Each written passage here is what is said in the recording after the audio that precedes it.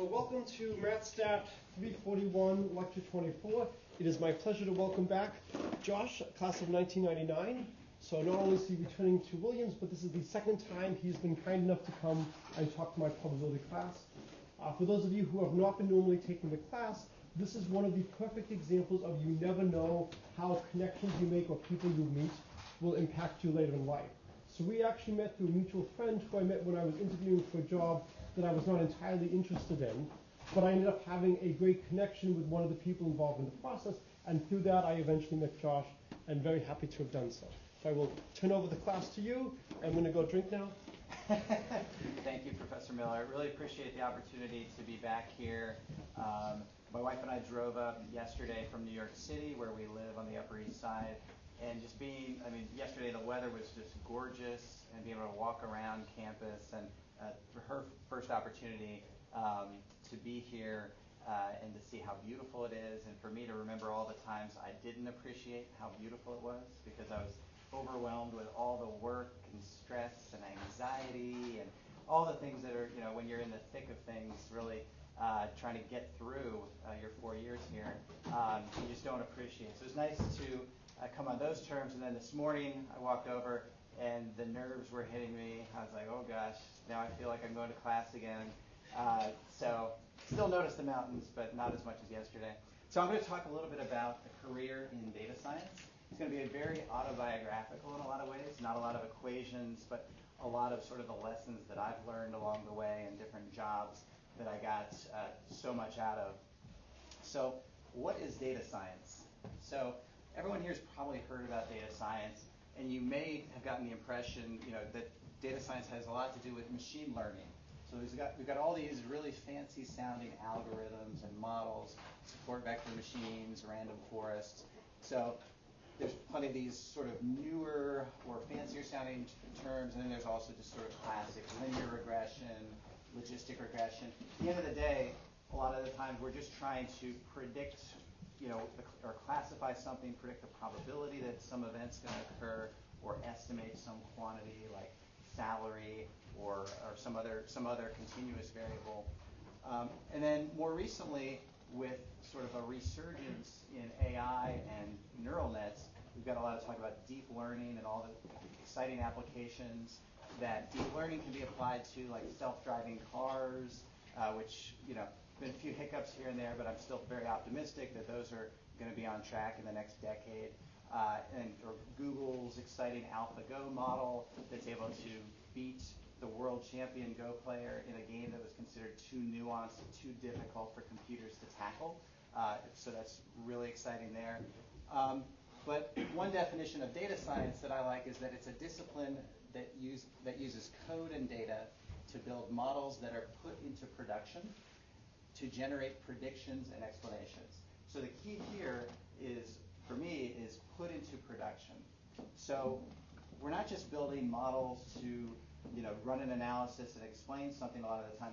Real-world data scientists, we are building a capability that will live on after that analysis has been done, because we're going to be writing software that automatically prepares the data for modeling. We're going to build machine learning models that can then be put into production, and as well as visualizations and reports. So all these steps, a real data scientist is productionizing. They're automating this process so that after a year or so goes by, several things have been productionized, several things that can then learn from each other, whether various outputs or scores or segments that you can create. So what is a data scientist? One of my favorite definitions came from the director of data engineering at Slack, a person who's better at statistics than any software engineer, and better at software engineering than any statistician.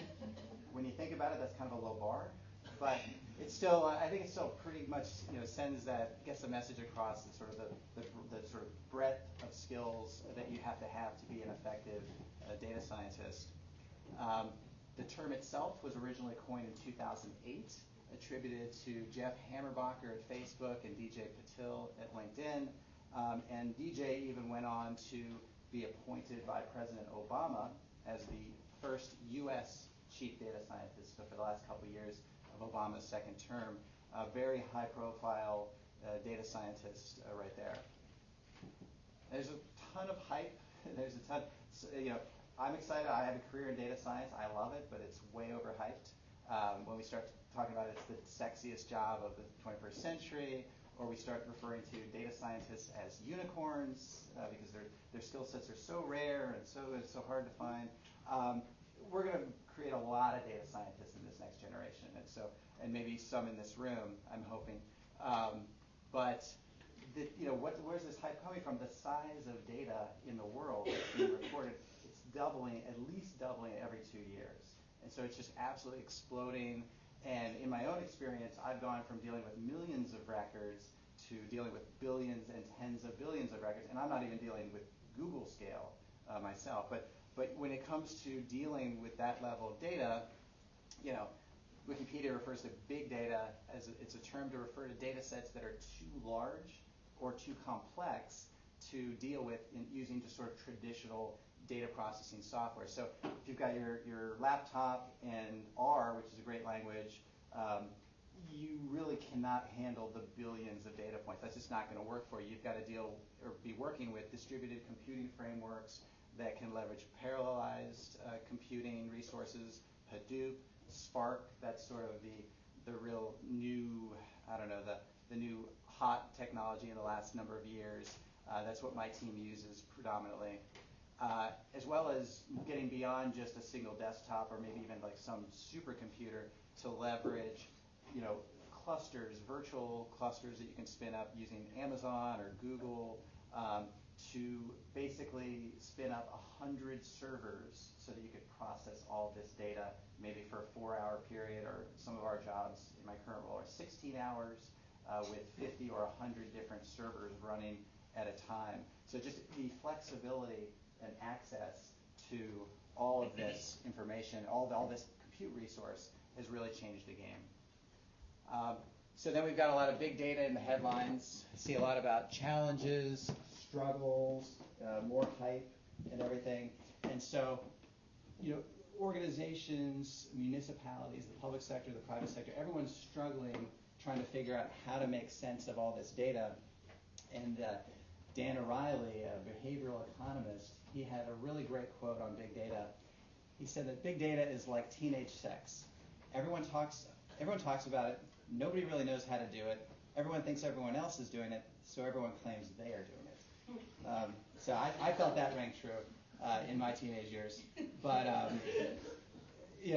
nevertheless, even though that is the case and everyone's still grappling with it, it's still very immature in the grand scheme of things. Organizations and cities, governments have big data, and they're hiring data scientists to try to figure out how to make sense of it, how to make it more valuable. So what skills does a data scientist need to have? So my short list are the following: programming skills, SQL, Python, R, now Spark in terms of leveraging distributed computing. Those are essentials. Machine learning principles, understanding the concepts like overfitting, bias variance trade-off, a variety of just sort of pitfalls, selection bias, various biases. Great background in math, relevant for you guys. Math and probability, you got to know where things can go wrong there as well. You've got to be an exceptional communicator. You've got to be able to, there's so many decisions you make when building models or preparing data or deriving features of your data. You've got to be able to explain all that detail very clearly. You've got to be able to justify your decisions, just explain when you didn't really know what to do, but these are the things you tried. That's essential to have success in getting people to understand what you've done, start leveraging your model for practical purposes. And intellectual humility, maintaining that learning mindset. Nobody's got it all figured out. The field is moving way too fast. So it's basically you're making the decision to enter a field where your job is to learn. You're getting paid to keep learning and keep learning by applying and building tools, building models, etc. So it's really exciting to get paid to keep learning and keep building, because every year you get smarter and smarter and more marketable, which is not bad either.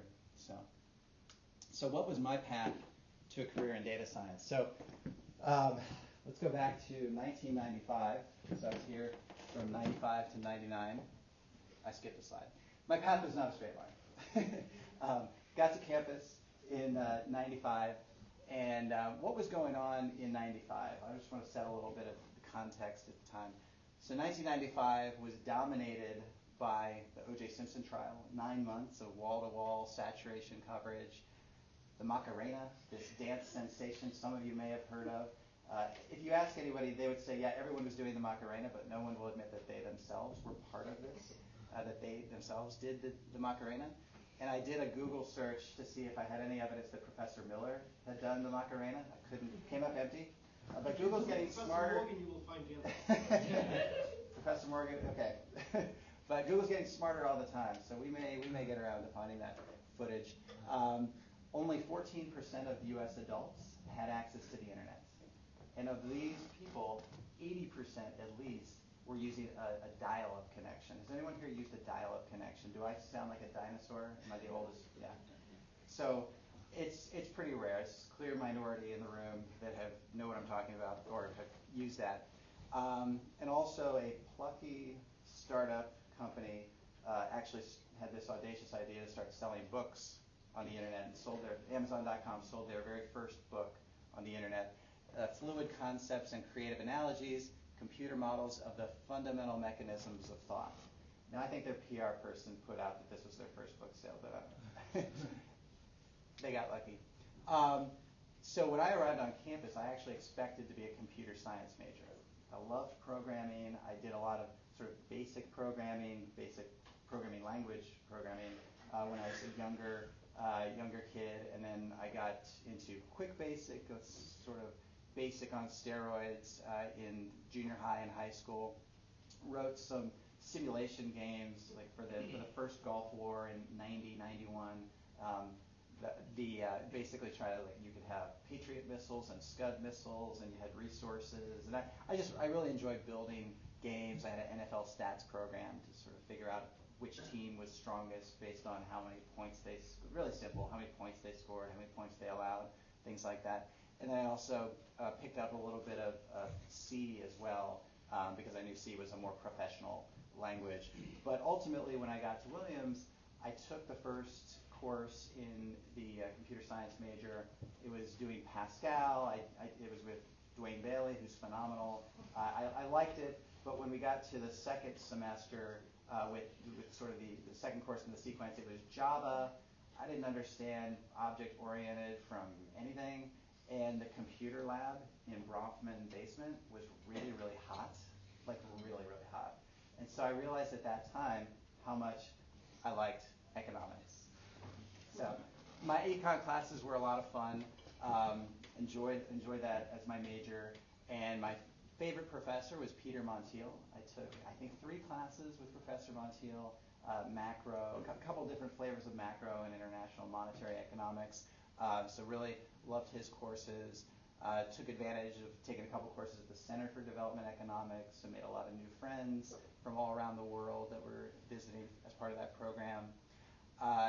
Really enjoyed the perks of being on the student advisory committee on econ faculty hiring, which meant that we'd get free breakfast at the Williams Inn, a real nice fancy breakfast when the candidate would come on site for their full day of getting breakfast with the students. And then it was all easy, all downhill from there, because then they just had to talk to faculty and give their talk. The high point for me, sort of getting to more the data science direction, was a project I did. This didn't render like this earlier. With Professor Brainerd. She's, I think, at Brandeis now, but she was a labor economics professor in the econ department. And I did a project, I did a final paper on astroturf compensating wage differentials in the NFL. Did everyone get that? No. Yeah, I'll give it a little explanation.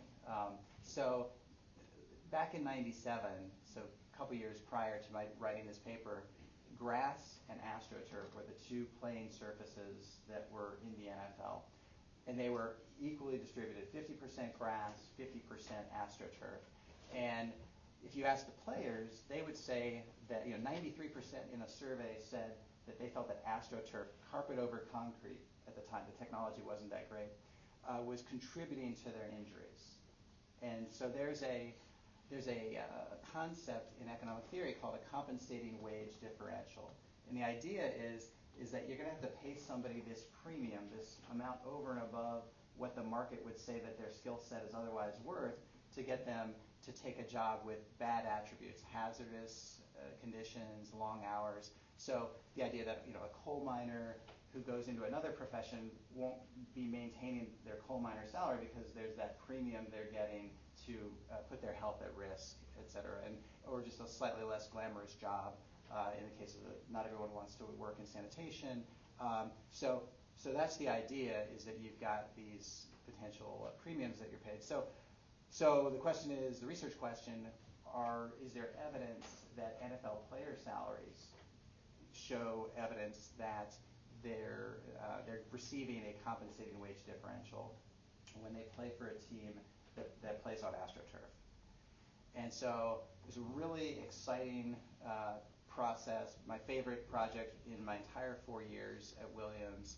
I did a lot of collection of my own data, gathering player salary data from usatoday.com, where it was available, player and team performance stats from ESPN.com, labeling each player, understanding which teams were on astroturf, et cetera, to create a dummy variable on a per player basis, which type of team do they play for, astroturf or grass. Did a pretty rudimentary linear regression modeling approach with the dependent variable was player salary. The independent variables were sort of using the player stats to control for player ability or talent, some explicit or proxy for that. And then I fitted separate models, separate linear regression models for the different positions, so running back, wide receiver, et cetera. And what were the results? So after controlling for all these other factors, player ability, team that they were on, et cetera, I was able to identify successfully a statistically significant compensating wage differential, a higher amount of salary that was being realized by the players on astroturf. And so that was really exciting, and this was occurring spring of senior year. I had a job already lined up. I didn't have that much motivation in maybe all of my classes, but for this class, I got so into it. It was exciting for me because it got me to this point where I was experiencing flow. I was working so hard. It was utilizing all of my intellectual capabilities to sort of figure out where else could I take this? What additional data could I collect, or variables could I create? It just didn't feel like work. And so the exciting thing for me is this was sort of a precursor or kind of a foreshadowing of the career I have today, where I work extremely hard, but it doesn't feel like work because I'm so engaged and so interested in it. So that was sort of when I first realized I wanted to be a data scientist, but I didn't know that it would exist as a career. The exciting thing for me was that 11 years later, a couple of PhD economists found the exact same effect that I had written about in my class paper. So, I wasn't trying to get published at the time, but I just felt really validated when I saw that it was a real finding, that it wasn't a fluke. So then, shortly thereafter, I graduated, and I was ready to embark on that job I'd lined up before graduating, which was my first job after Williams, which was with, at the time, Mercer Management Consulting, but now they're called Oliver Wyman. It's a great company, really, really fantastic, but I found that I was being put on projects, none of which had any statistical modeling or really heavy number crunching. So I felt myself very dissatisfied. So didn't have the analytics and the modeling component. I was literally living out of my suitcase, traveling. And I was traveling to a nice place. I was traveling to Miami, which sounds great, but you're at the office till midnight or 1 a.m. printing decks, and then you're back the next morning. So you're not on South Beach hanging out and enjoying life. So I disliked the work I was doing, the specific projects, just personal preference, and I didn't love living out of my suitcase either. So my unhappiness in my consulting job forced me to ask the question, what do I really want to do? And so when you're facing these challenges or your moments of being unhappy or whatever in life, it's a great opportunity to sort of like take a step back and be like, oh, what the heck? It's a forcing function that forces you to figure out, what do I want to be doing? And I kept thinking about that project I'd done.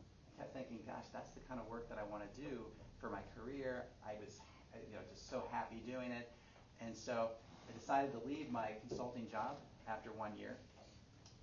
Just a total coincidence that was the amount of time I had to stay not to pay back the signing bonus. And I decided I was going to go to grad school for statistics. And so what that meant was I was moving back in with my parents. Always a sign that things are going well. But I feel like I was ahead of the curve on this because it's more popular now. But I really was near the cutting edge. So I moved back in with my parents, and they were like, "What are you doing here?" But I was taking some additional math classes. I'd taken multiple calculus classes, 104, 105, while at Williams, but I needed linear algebra. I wanted to take intro to real analysis. I needed to study for the GRE. Took that twice just for insurance policies purposes. And I also was working part-time as a barista. This is not mine, but this is an example of the layered drinks I enjoyed making in that job. And before I knew it, I was at Carnegie Mellon in their stats program. And they don't really distinguish between master's and PhD students. Kind of everyone's on the PhD track until they decide to just pass their comprehensive exams and leave like I did with a master's.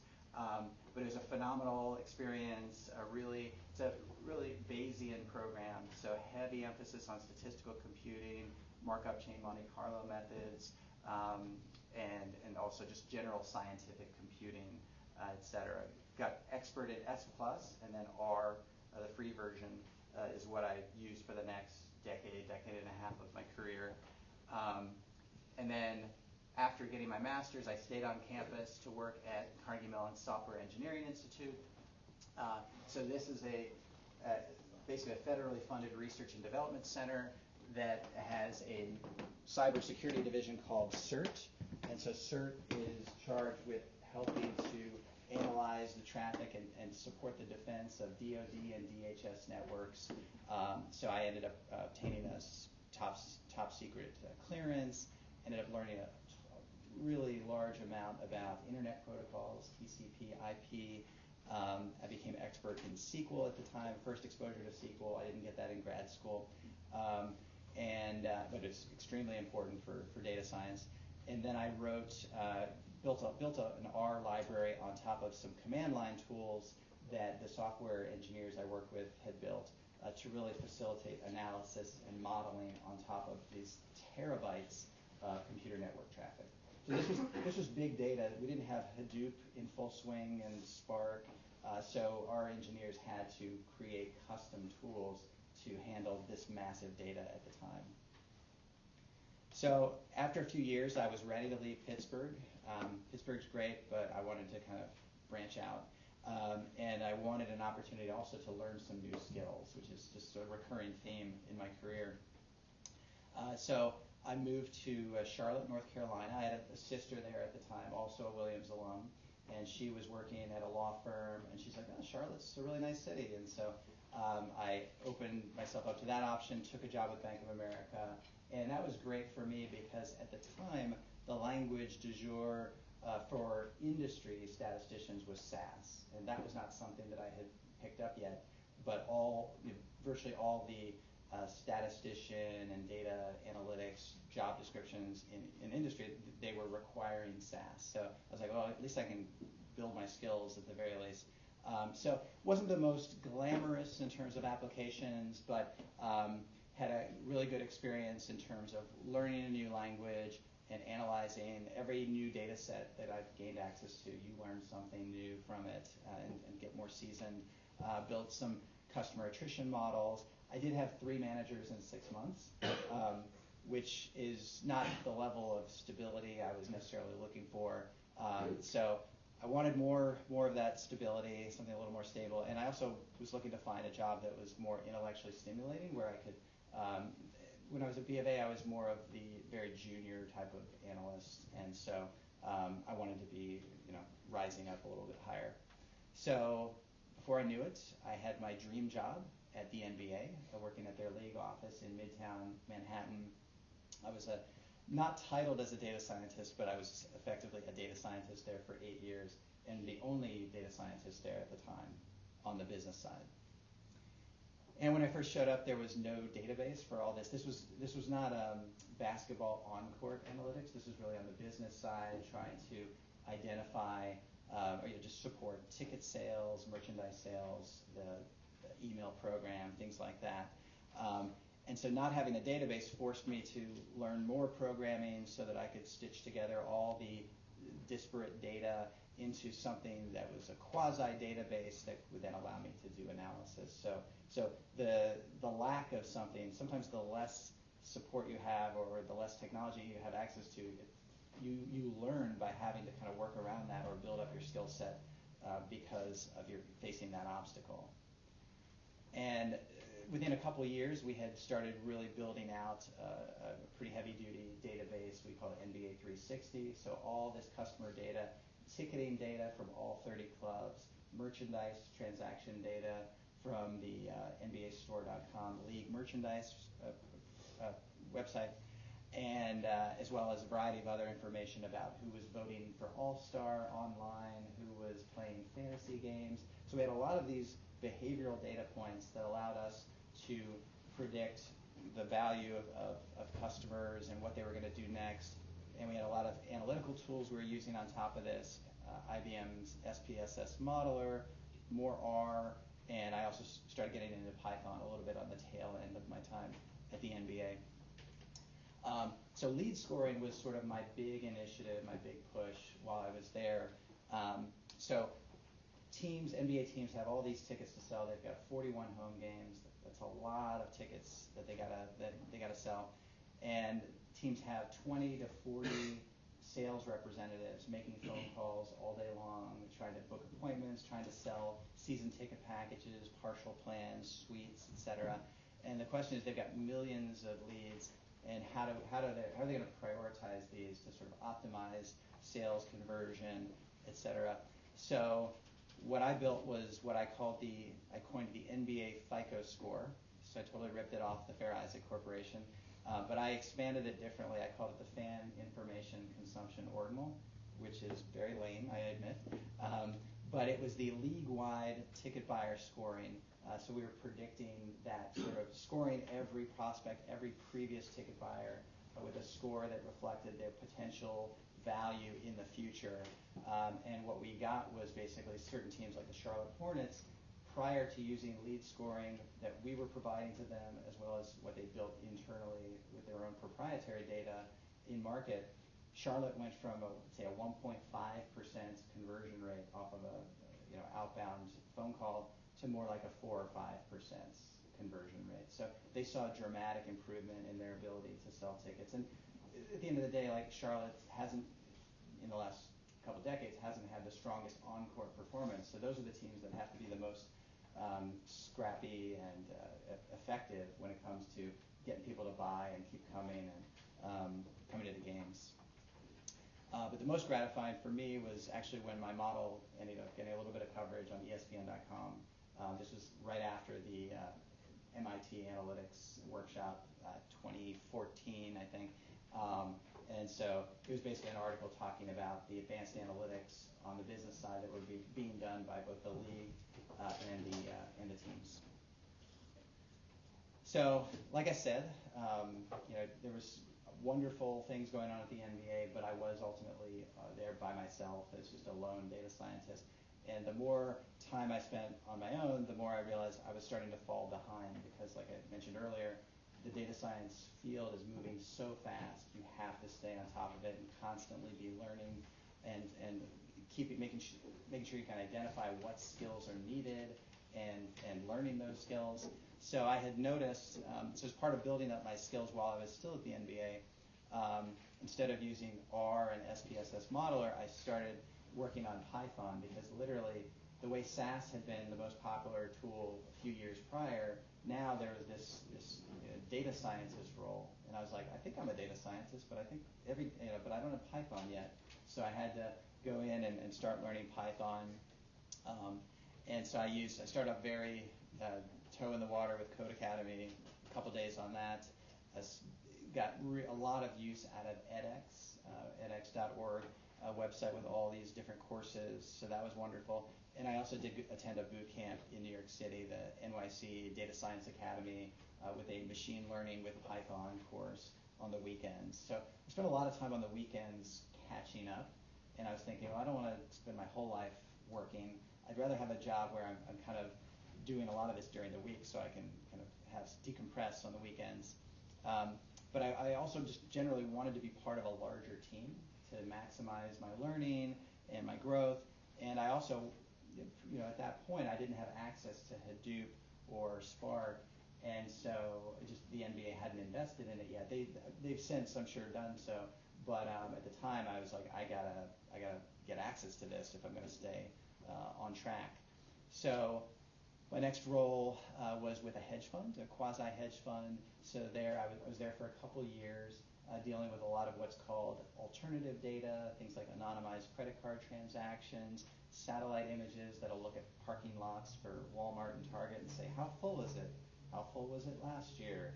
Just any indicator, sort of the strength of a business. So a lot of really interesting data sources, a lot of dirty data, because you're dealing with sort of what's referred to as data exhaust. It's data that's collected, not with the specific intent of helping hedge funds make money, but with just sort of generally collected as part of doing business, and then it's repackaged and sold to investors and made publicly available to all hedge funds that are interested. Got a lot better at Python as well. So I was eating Python for breakfast there, lunch and dinner. Did get finally access to Spark, and Hadoop, which is awesome. So Spark was really my focus. So it became very serviceable in dealing with the billions and tens of billions of records that were basically out of reach for me prior to having the ability to wield tools like that. But also, I benefited from having, being at the hedge fund, there was so much hiring that we were doing to hire data scientists, and we also were very picky. So we were always trying to find that great data scientist. So just hiring was very much a part of the interviewing process, which was part of the day-to-day, but it kept going on and on because there were always more positions to fill. And so that was just wonderful for helping to set me up to start thinking about, well, okay, I've got now the big data tools, I've got Python, I feel like I have the title while I'm at the hedge fund of data scientist. So I think it's time for me to build my own team. I really want to do my own thing, build something from scratch. And it was kind of perfect timing because Showtime was looking for somebody to come in and build their first ever data science team from scratch. So they had been looking for about a year before they reached out to me. They had involved some additional recruiters. CBS is our parent company, so within 2 weeks of getting these additional recruiters involved, one of them reached out to me, and very quickly I found myself in Showtime. So that was early 2017, January 2017 that I joined. And Showtime's it was appealing to me because we have all this amazing content, and we've got really, really rich big data for our over-the-top streaming product. And so we've got information on user viewing habits. It's like Netflix has all this viewing data and whatever. And so we're a very tiny team. We're no Netflix, but the same idea. We want to understand various things like who are our subscribers, what shows are they likely to watch, which subscribers are most likely to cancel or resubscribe at different points in time, how much revenue should I expect from each individual subscriber, as well as sort of bigger questions about how much of our revenue can be attributed to billions or shameless, and some of these other questions. So data can begin to inform on those things as well. And so I found myself, on my own, facing just a complete clean slate. And initially, I started studying the existing data infrastructure. I programmed the first version of the data pipeline using Python and Spark, and I also began in earnest the hiring process. So now it's going from building software, building models, to building a team. So it's still building. It's still really exciting to do. But it's like everything I'd done before, but on steroids. It was just so thrilling to get that opportunity to build my team.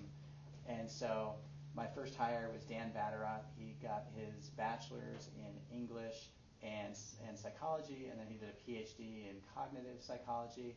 And then Caria Bermudez Hernandez, she is from Puerto Rico, so she did her undergrad there in biology, and then did a PhD in neuroscience and physiology at NYU. So, like, we all have very different backgrounds, and that's the cool thing about data science is that you could be in any field and be in grad school and have an opportunity to do really significant computational work that requires you to learn programming and really kind of figure that out just to accomplish, to earn write your dissertation and et cetera. So you don't need a PhD, but it just so happens that a lot of people that get their PhD along the way pick up an amazing skill set. And we're also looking to hire our next data scientist that we just started that search recently. So we're very excited. I have a rule on my team, everybody gets a veto. So there's nobody I would be willing to hire that Caria says, I don't like that person, or Dan says, I don't like that person. So it's always a unanimous decision when we hire.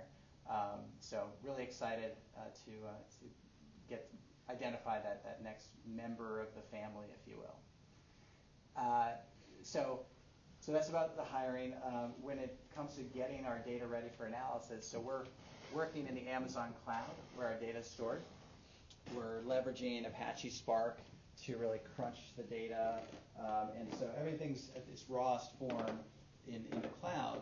And then what we are building and have built and continue to evolve is our data pipeline. So this is thousands, probably 5,000 to 10,000 lines of code at this point, significant development effort, Python, Spark, and SQL. And this is really where we're taking this raw data about this user watched this video, this episode, or this movie on this day, as well as this user was actively subscribed on a particular day, and then the next day they churned, they canceled. Churn and canceling is the same. And they were gone for a while, and then they came back for Shameless or one of our other shows. We've got all that rich information, and so what we do is we organize it, and we make it so that on every day we can know as of that point in time, what had this person watched? What had they done in the last 30 days? What did they do in their original free trial? What did they do in the first 7 days of their free trial? Have they ever watched a movie, et cetera, et cetera? So really, we're really featureizing the data, creating all these potential independent variables and sometimes dependent variables for modeling purposes. And all of that lives in what we refer to as our master viewers table. And so that's just billions of subscriber data points that populate this two-dimensional table and really reflect everything at that point that subscribers have done. And so we leverage this master viewers table as the foundational building block for all of our machine learning models. And I've got a flux capacitor here, if somebody may have noticed. That's because we think of it as essentially a time machine of sorts, is that we can build a version of the master viewers table that reflects what happened in 2016, July 15th, and any arbitrary date in time. And so that's essential, as I'll show in a minute, for building training snapshots, because you have to build your models using data that's already occurred from the historical data, and so you need training data, testing data, validation, et cetera. So for instance, one of our models takes current paid active subscribers, so somebody's currently paying us on our streaming service as of June 1st, 2018, and we take all those people we identify, and then we look forward 40 days, say, and we determine which of those subscribers canceled, which of them churned, and we identify them. And then what we do is we leverage machine learning algorithm XGBoost to build that sort of classification probability model to associate these hundreds of features about each user and their likelihood. We've got ground truth now, whether they did in fact churn in that next period or not. And so we're able to put a probability on each and every subscriber. And what's really useful is when we take this model, we trained it, and then we can apply it on an ongoing basis, and we validated that it works extremely well. And so this is just an example of one of our models. Now we've got millions of users that have signed up for our streaming service since we launched in 2015. So we've got paid subscribers, people that are paid today, people that are in their free trial today, or are lapsed or expired, that canceled at some point. And so the churn model that I just mentioned, that applies to our paid universe. We've got another model that identifies among our lapsed subscribers what's their likelihood to resubscribe when the next season of Billions or the next season of Shameless comes back. So we can help to prioritize efforts to win them back, et cetera. We've got a newer model that's trying to basically understand for users that have not watched certain shows, what's the probability they'll start watching a particular show in the next week, so that we can figure out, okay, it's really timely. We're in the in-premiere window for Shameless. This person hasn't started Shameless yet, but they look like a good bet. So that's the kind of content. We'll kind of try to nudge them using various means, with an email or as a pre-roll. When they're trying to watch other content, we'll show a Shameless promo beforehand. Really start to try to use the models to figure out what show should we, for that user, be promoting and trying to get them to start watching. Then we've got another model, the final model I mentioned now, which is what we call the future customer value model. And this is basically putting a dollar value on every single subscriber. So even if somebody's currently lapsed, they may not be worth $80, they might be worth 80 cents because they're currently not on the platform, but they've got some small probability of coming back in the next 12 months. And if they do, how long will they stay? So our active subscribers will be worth more, our inactive subscribers will be worth less, according to the model. And what we can use this for is prioritizing things like customer service, or just getting a general sense of the value that customers whose preferred show is X or Y, how valuable they are relative to each other. But also for things like revenue forecasting, financial forecasting. If I'm putting a dollar value for the expected revenue contribution that every single one of our millions of users is going to contribute over the next 12 months, then I can kind of solve a portion of the revenue forecasting challenge over this next period. Anything that I'm not capturing here is by definition people that are net new acquisition, people that do not yet exist in our data, but are going to come along the way over the next 12 months and generate revenue. So wrapping up, big data, data science, I'm a real big believer in this as, for my own career, it's been incredibly rewarding and exciting, and I still feel like in a lot of ways I'm just getting started, which is really awesome. It allows you to continue learning new things, algorithms, additional skills, become a better presenter, get more opportunities to get exposure within an organization. My team, we had an opportunity to present to the entire company in June. And so for my data scientists, getting the chance to talk about their models and getting that exposure was just a terrific platform, really, for all three of us. Data science can land you in top jobs in the public sector, in the private sector, maybe even the White House, and eventually it might just lead you to the C-suite itself. So anyway, thank you very much. Really appreciate your time and attention.